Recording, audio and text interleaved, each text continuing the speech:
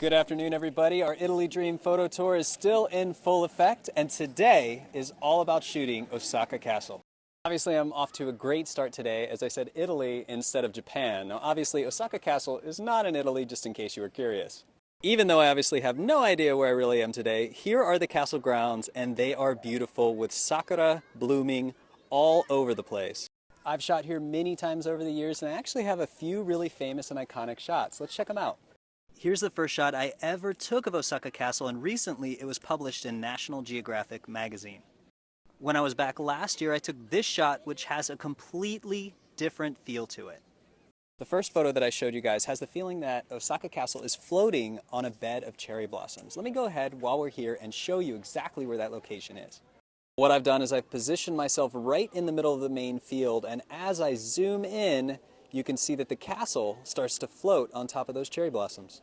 It's also nice to see that the position for the second shot is still there. If I zoom in a little bit, and you can kind of see that exact framing that I had before. As usual, I'm here early, I'm scouting locations, and I'm going to wait for the light to get a little bit better. That sun's going to get lower, we're going to have a golden hour, and then hopefully a beautiful blue hour as well. The light's starting to get awesome, and I found a new spot that uses both near and far framing of the cherry blossoms. Here is the view from the back of my camera. As you can see, I have framing both on the top and bottom of the castle. One thing to point out though is a lot of us really like this spot. Here's the area where I'm set up, and as you can see back here, there are more people clustered in different areas around the field. Basically, what this means is that there are so many tripods set up that everybody with any kind of camera thinks that this is the only spot to shoot, and it's creating this giant cluster of people. So I've done a few things to protect my camera. That's one, set up next to a tree, and two, my second tripod becomes a buffer to protect me from the people and them knocking my camera. Some quick technical details about this photo. It's going to require some focus stacking, once on the castle like this, and then on the forward cherry blossoms like this. Wow guys, you got to check this out. I think I found something even cooler than the castle itself.